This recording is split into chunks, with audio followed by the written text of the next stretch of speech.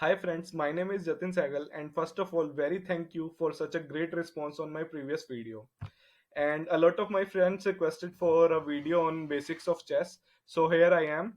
In this video, in first minute, we'll quickly review the pieces and what each piece can move, how each piece can move. And then we'll move to the tactics part like controlling the center, developing your pieces, and castling the king, and much more. So let's begin. So each team has 16 pieces. These pieces are called pawns. Eight, they are eight in numbers, and each pawn is of 1 point. The point refers directly to the power of each piece. And a pawn can move to one square ahead, but in the beginning they can directly jump to two squares ahead. Only in the beginning. Once it is moved, after that it can only move to one square ahead. So these are rooks. Each team has two rooks. So rook can move any number of squares in the forward direction, in the backward direction, in the left direction, or in the right direction. Just forward squares. So let me just show you. So this is the rook. I can move it to either here or here because after that it is blocked by this pawn. So let me move this here. Now I can move it to like down or right. Let's say I move it here. Now I can move it to either in this direction. As much as it can go, as much the squares are not blocked, it can move in these four directions. So the rook is of 5 points. It is a powerful, very powerful piece. And now comes two knights. So knights moves 2.5 squares. So what does 2.5 means? It's like two squares forward and then one right. Okay, like this. After that, it can move to here, like this.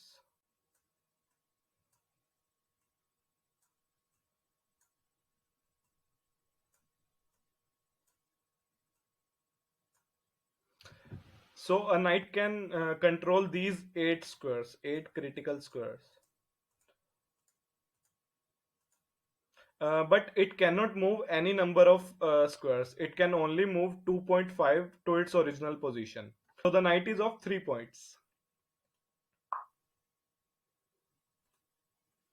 So each team also has two bishops, one light squared bishop and one dark squared bishop.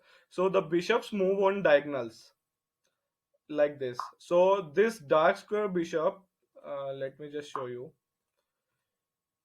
It can move either in this direction or in this direction. Just diagonally on dark squares only. Dark squares to dark squares. Any number of squares it can move like this. Okay. So now comes the most powerful piece of the team, which is the queen, which sits just next to the king. This is the king. The queen is of 9 points. The bishop is also of 3 points, same as the knight, and the queen is of 9 points. So, such a powerful piece. Why such a powerful piece? Because it can move any number of squares in forward directions, just like a rook, or in the diagonal directions, both. So let me just show you. So let me just show you a queen can move in these directions as a rook or in these directions like a bishop.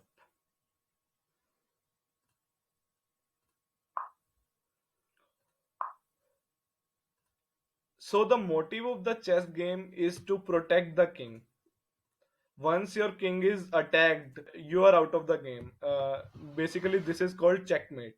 So this is the basic information about the pieces. Now we'll move to the tactics part. So the chess game is divided into three parts: the opening part, the middle game, and the end game.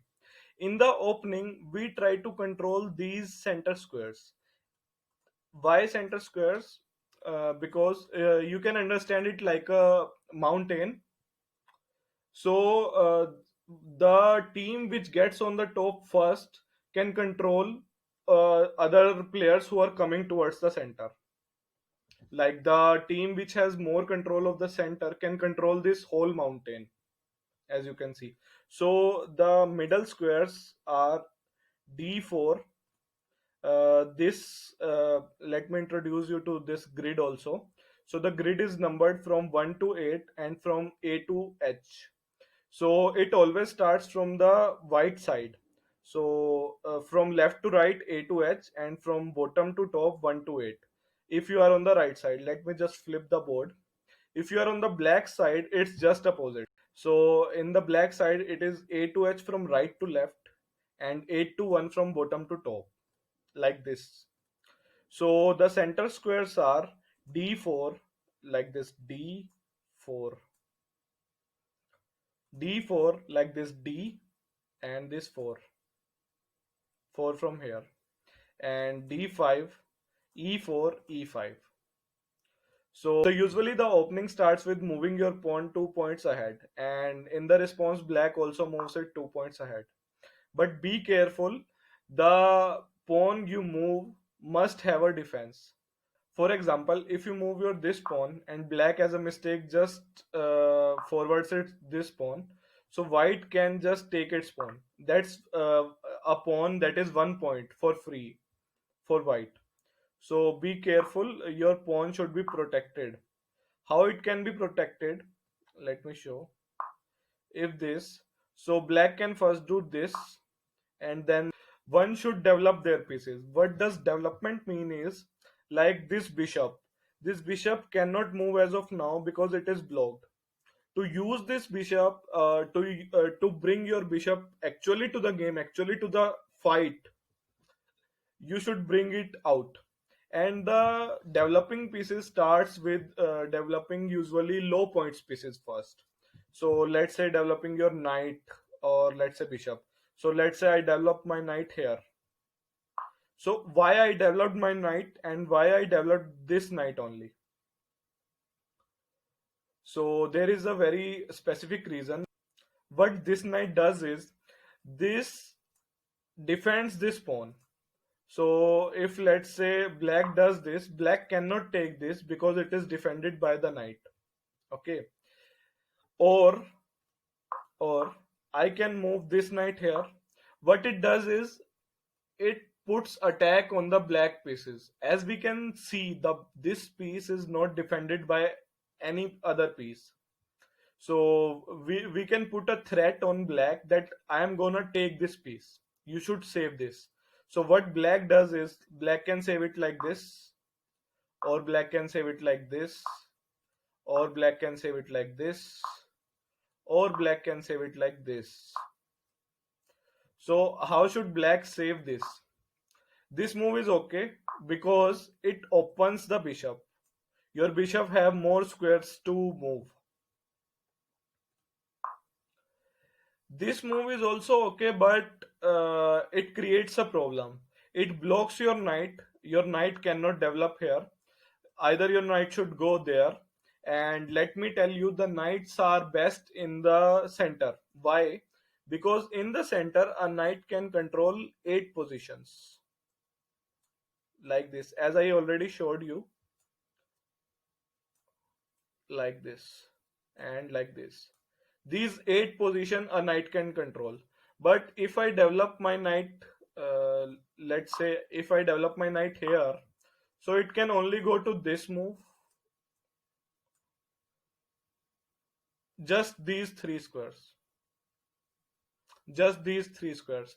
So you can say you are not utilizing your knight. So you should never develop your knight in the corner. White's knight is on quite decent square. It controls this square, attacking this pawn. It controls this square.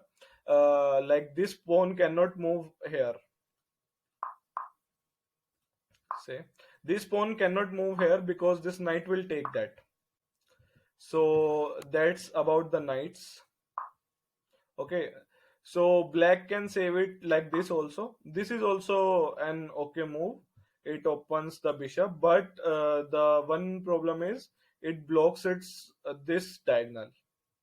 So The best move here is this: you develop your piece is developed, and you're defending your pawn also. Or we can say you can also do this. This is also a book move. Like if he takes your pawn, you can also take his pawn. You no need to always defend your piece. You can counter attack. Okay. So if white does this, like he takes the pawn, then black can do this.